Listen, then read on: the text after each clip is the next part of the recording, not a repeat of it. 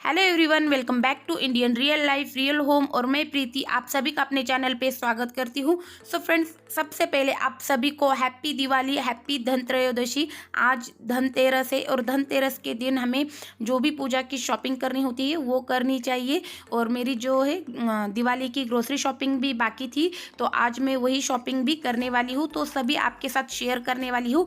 तो शॉपिंग के लिए बाहर जाना है, इसीलिए मैं सुबह जो है वो जल्दी उठ चुकी हूँ। अभी सुबह के 5 बजे है और अर्ली मॉर्निंग उठकर हम इस तरह से हमारे सभी काम कर लेते हैं, तो हमें पूरा दिन जो है वो फ्री मिलता है। तो अभी मैं अपने जो मॉर्निंग का जो रूटीन होता है वो कंप्लीट करके 4:15 बजे जो है बाहर निकली हूँ मॉर्निंग वॉक के लिए। तो अभी बाहर बहुत ही ज़्यादा अंधेरा है, तो 20 से 25 मिनट के लिए मैं हमारे घर के सामने ही जो कच्ची मिट्टी का रास्ता है वहीं पे मॉर्निंग वॉक करूँगी 20 से 25 मिनट के लिए।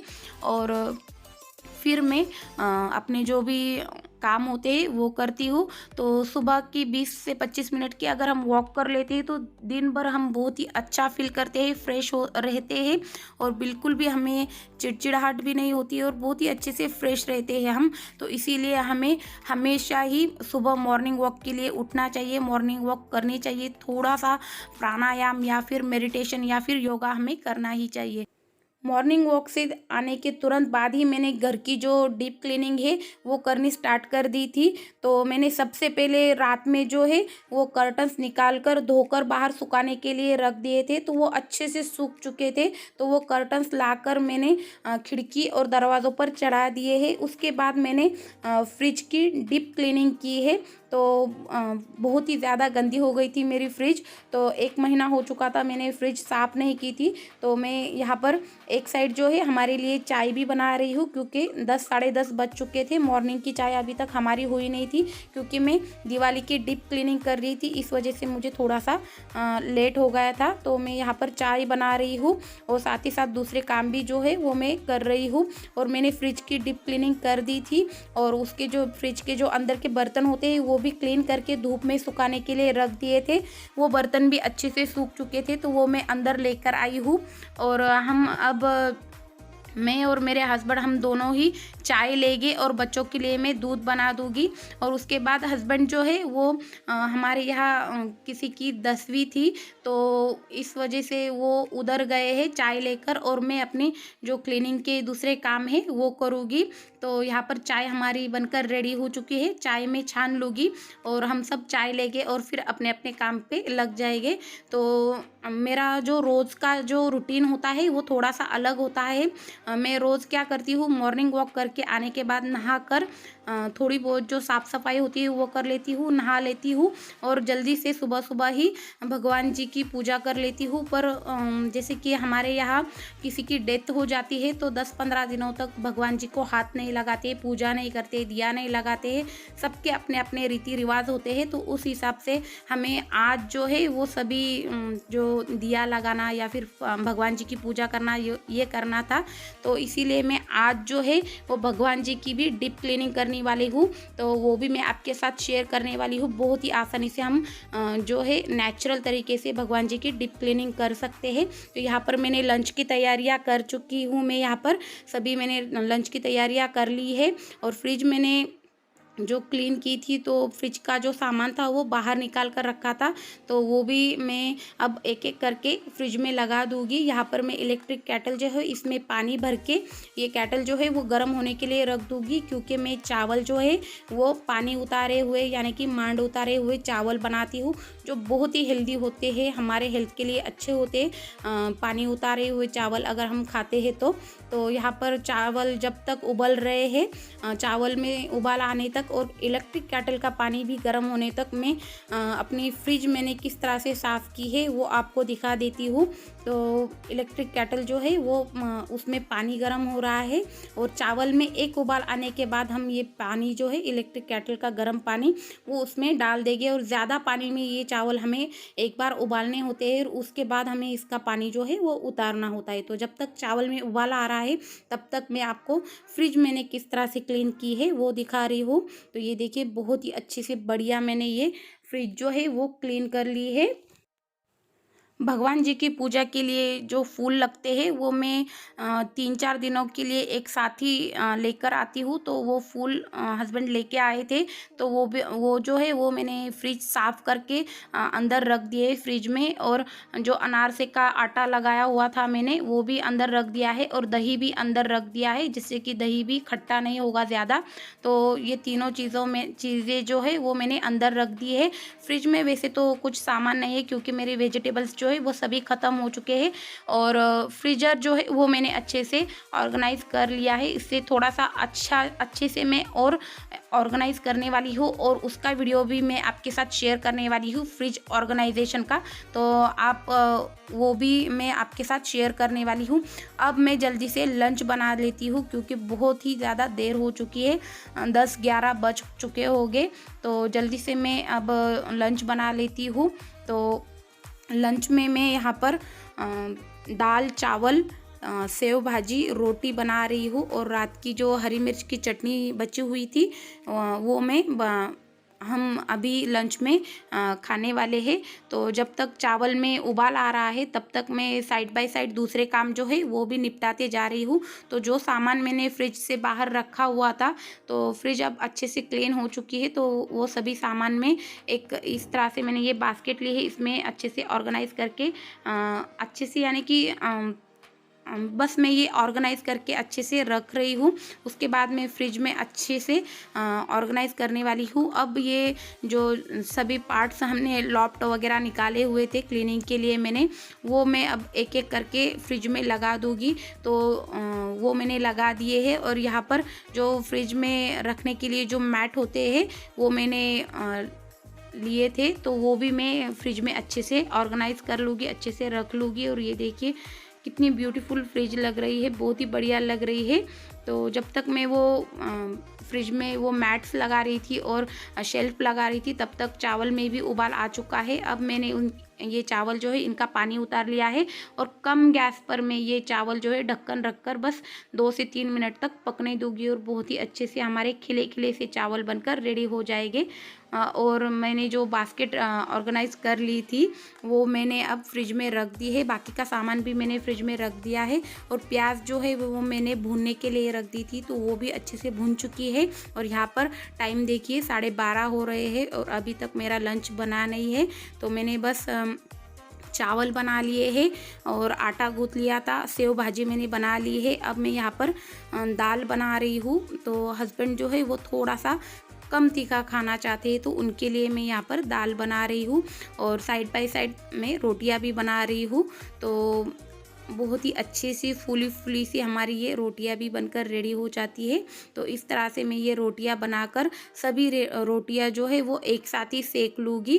और एक तरफ जो है हमारी दाल जो है वो भी पक रही है। तो दाल में थोड़ा सा पानी कम हो चुका था, तो मैंने केटल में पानी मैं हमेशा ही गर्म रखती हूँ, तो थोड़ा सा पानी डालकर मैंने दाल जो है वो फिर से पकने के लिए रख दी है। और रोटियां भी मैं यहाँ पर सेक रही हूँ। तो इस तरह से जो एक काम के साथ दूसरा काम जो है वो सभी लेडीज़ जो है वो करती ही रहती है, वही मैं भी कर रही हूँ। तो ये देखिए बहुत ही अच्छे से फूली फूली सी रोटियां हमारी यहाँ पर रेडी हो रही है।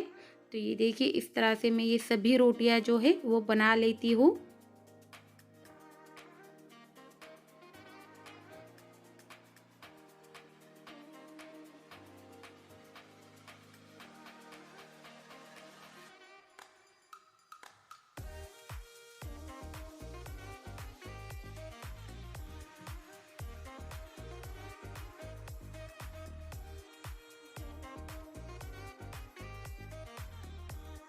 तो यहाँ पर मैंने सभी रोटियां जो है वो बना ली है। तो ये आखिरी वाली रोटी है, ये भी बनाकर मैं इस रोटी में जो रोटी का जो बर्तन होता है उसमें रख दूँगी। दाल भी यहाँ पर पक चुकी है, तो दाल में मैं छोंक लगा दूँगी। तो सबसे पहले जो हमने रोटियाँ बना ली है तो उसका जो आटा नीचे गिर जाता है, तो वो मैं अच्छे से क्लीन कर लूँगी। तो क्लीनिंग जो है वो मुझे बहुत ही ज़्यादा पसंद है, मुझे बिल्कुल भी गंदगी पसंद नहीं होती है। तो मैं सबसे पहले वो आटा जो नीचे गिरा हुआ होता है वो क्लीन कर लूँगी, और उसके बाद जो हम सूखा आटा जिस डब्बे में रखते हैं वो डब्बा, और तेल जिस डब्बे में रखते हैं वो डब्बा, वो अच्छे से पोंछ कर अपनी जगह पर रख दूँगी। दाल वो रखने के बाद मैंने यहाँ पर दाल जो है वो उसमें छोंका लगा दिया है और दाल में निकाल कर दूसरे बर्तन में रख दूँगी। मैं इस तरह से जो है जिस बर्तन में सब्जी बनाती हूँ उसी बर्तन में सब्जी नहीं रखती हूँ, दूसरे बर्तन में निकाल कर रख लेती हूँ। तो यहाँ पर मेरा खाना जो है लंच जो है वो बनकर रेडी हो चुका है।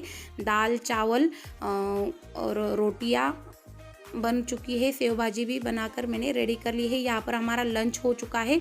अब मैं भगवान जी की डीप क्लीनिंग कर लूँगी। तो ये देखिए यहाँ पर आप देख सकते हैं ये भगवान जी की सभी मूर्तियाँ जो है इनका कलर कितना डार्क हो चुका है। तो ये देखिए सभी मैं आपको दिखा देती हूँ और आप क्लीन होने के बाद देखोगे कि ये कितने अच्छे से क्लीन हुए हैं और बहुत ही कम मेहनत में और कम खर्च में ये हम क्लीन करके रेडी कर सकते हैं। तो जैसे कि हम पीताम्बरी या फिर किसी भी दूसरे रेडीमेड लिक्विड लेकर आते हैं और उससे भगवान जी की मूर्तियाँ क्लीन करते हैं तो उससे जो है वो मूर्तियाँ 1 से 2 दिनों तक ही अच्छी से दिखती है, अच्छी साफ़ सुथरी लगती है और 2-3 दिन के बाद उनका कलर फिर से डार्क होने लगता है। तो इस तरह से अगर हम दही नमक वाले घोल में अगर ये मूर्तियाँ साफ़ करते हैं तो बहुत ही अच्छे से ये मूर्तियाँ साफ़ होती है। तो इसके लिए मैंने यहाँ पर 1 कटोरी से थोड़ा सा कम गाढ़ा ऐसा दही लिया है, खट्टा दही लेना है हमें यहाँ पर और उसमें आधी कटोरी मैंने नमक ऐड कर दिया है और आधा नींबू निचोड़कर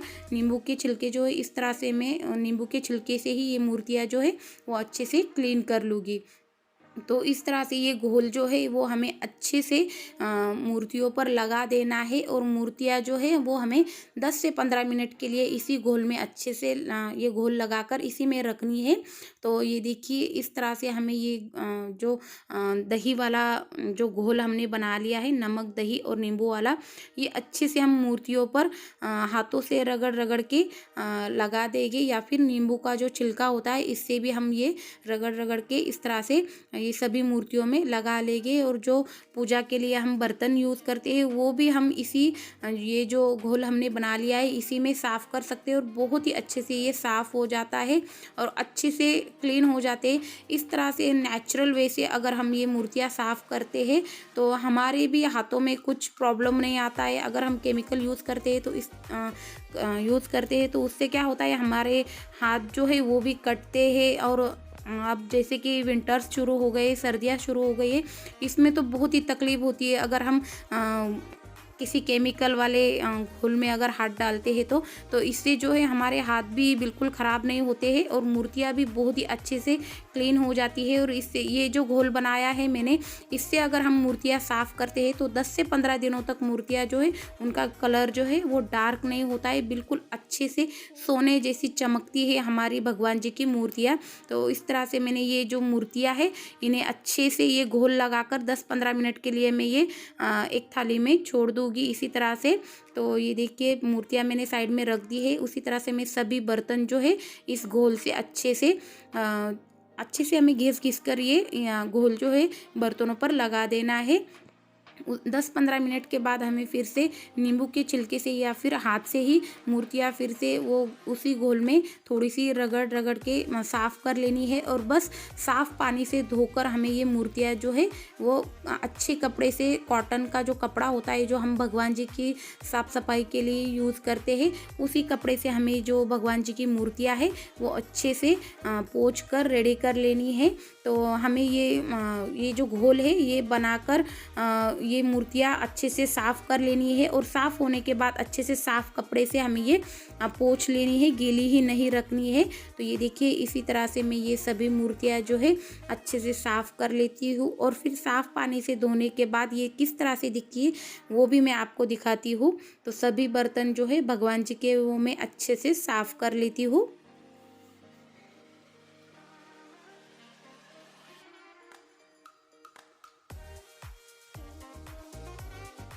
तो ये देखिए फ्रेंड्स, यहाँ पर भगवान जी की मूर्तियाँ जो है वो अच्छे से साफ़ हो चुकी है और साफ़ पानी से हम ये अच्छे से धोकर कपड़े से पोंछ कर रेडी कर लेंगे। तो ये देखिए कितनी बढ़िया ये मूर्ति जो है वो क्लीन हुई है।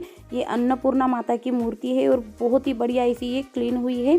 और अच्छी से जो मूर्तियाँ होती है उनके कोने कोने में अगर हम ये घोल लगाते हैं और 10-15 मिनट के लिए रखते हैं तो ये देखिए कितनी बढ़िया ये क्लीन हो जाती है। इसी तरह से हमें भगवान जी की मूर्तियाँ जो है वो क्लीन करनी है। तो सभी मूर्तियाँ मैं इसी तरह से क्लीन कर लेती हूँ। और दिया और जो बड़ी थालियाँ होती है वो भी मैं इसी तरह से क्लीन कर लूँगी। और पोंछ के हमें ये मूर्तियाँ जो है फिर से विराजमान कर देनी है हमारे मंदिर में। तो ये देखिए बहुत ही बढ़िया सोने जैसी हमारी ये भगवान जी की मूर्तियाँ जो है वो चमक रही है। और इस तरह से हम देखते हैं तो बहुत ही अच्छा लगता है हमें और प्रसन्न लगता है। इस तरह से अगर हमारे भगवान जी बहुत ही अच्छे चमकदार ऐसे दिखते हैं तो ये देखिए बहुत ही बढ़िया हमारी ये मूर्ति जो है वो साफ़ हो चुकी है। अब मैं ये मूर्तियाँ जो है वो मंदिर में जो है वो स्थापित कर दूँगी। तो इस तरह से मैंने ये भगवान जी की भी डीप क्लीनिंग कर ली है। अब मैं डी मार्ट जा रही हूँ शॉपिंग के लिए। तो अब मैं ग्रोसरी शॉपिंग के लिए जा रही हूँ। तो मैं आपको अपना आज का जो ड्रेस है वो दिखा रही हूँ। तो इस तरह से ये मैंने ब्लैक गाउन जो है वो पहना है। तो चलिए चलते हैं डी मार्ट शॉपिंग के लिए। ग्रोसरी शॉपिंग करनी है आज हमें। तो अभी मैं डी मार्ट शॉपिंग के लिए जा रही हूँ। और जो भी मैं शॉपिंग करने वाली हूँ मैं वो कल के व्लॉग में आपके साथ शेयर करूँगी। क्योंकि आज जो है मुझे दहलीज पूजन जो होता है वो भी करना है। तो बहुत ही व्लॉग जो है वो लंबा हो जाएगा, इसीलिए मैं इस व्लॉग में जो मैंने शॉपिंग की है वो नहीं दिखाऊँगी। तो यहाँ पर ये देखिए मैं घर पे आ चुकी हूँ। और यहाँ पर मैंने जो दहलीज पूजन होता है उसकी तैयारियाँ कर ली है। देसी घी का दिया बना लिया है, कुमकुम अक्षत ले लिए है, हल्दी ले ली है, चीनी ली है मैंने प्रसाद के रूप में, कुमकुम जो है वो ले लिया है, फूल ले लिए है, अगरबत्ती और पानी ले लिया है, जल ले लिया है शुद्ध ऐसा। और सुबह मैंने एक बार दहलीज जो है वो साफ़ कर ली थी। तो आज के दिन जो है धनतेरस के दिन हमें दहलीज पूजन जो है वो करना ही चाहिए। तो दहलीज जो होती है वो लक्ष्मी का प्रतीक माना जाता है हमारे हिंदू शास्त्र में। तो इसीलिए हमें धनतेरस के दिन और दीपावली के दिन लक्ष्मी पूजन जिस दिन होता है उस दिन भी दहलीज पूजन जो है वो करना ही चाहिए। तो इस तरह से मैं ये पूजन जो है वो कर रही हूँ। तो यहाँ पर मैंने कुमकुम से दहलीज के ऊपर इस तरह से ये स्वस्तिक निकाल लिया है। आप देख सकते हैं इस तरह से हमें ये स्वस्तिक निकाल लेना है। उसके बाद हम दहलीज पर इस तरह से फूल चढ़ा देंगे, या फिर आपसे अगर पॉसिबल होता है तो माला भी बनाकर आप चढ़ा सकते हैं। तो मैंने इस तरह से फूल रख दिए हैं। उसके बाद मैं हल्दी, कुमकुम और अक्षत जो है वो स्वस्तिक पर चढ़ा दूँगी। इसी तरह से मैं दरवाजे के दोनों कोनों में भी हल्दी, कुमकुम और अक्षत जो है वो चढ़ा दूँगी और फूल भी चढ़ा दूँगी। और उसके बाद हम जो धूप दीप दिया जो हम लिया है हमने वो जलाकर दरवाजे के दोनों साइड पर रख देंगे। और मीठे में हम चीनी जो है वो थोड़ी थोड़ी जो है वो दहलीज की दोनों साइड पे रख देंगे। और देसी घी का दिया लगाकर हमें ये पूजा जो है अगरबत्ती चढ़ाकर अच्छे से बिल्कुल साफ मन से हमें ये पूजा करनी है। और ये पूजा जो है वो संपन्न करनी है। तो इस तरह से हमें ये दहलीज पूजन करना है। इसी तरह से हमें धन्वंतरि का भी पूजन करना होता है। वो भी मैं एक शॉर्ट वीडियो आपके लिए यहाँ पर डाल दे रही हूँ। इस तरह से मैंने ये धन्वंतरि देवता का भी पूजन किया है। तो उसके लिए मैंने गोमती चक्र, लोटस सीड और जो बर्तन लेना होता है हमें धन्वंतरि का धनतेरस के दिन वो भी मैंने ले लिया है। तो सभी पूजा मेरी बहुत ही अच्छे से संपन्न हो चुकी है। और ये देखिए ये पूरी मैंने ये पूजा आपके साथ शेयर की है। आई होप आपको ये व्लॉग पसंद आएगा। अगर आपको ये व्लॉग पसंद आता है तो मेरे इस व्लॉग को लाइक कीजिए, शेयर कीजिए, कमेंट कीजिए। Okay, bye bye.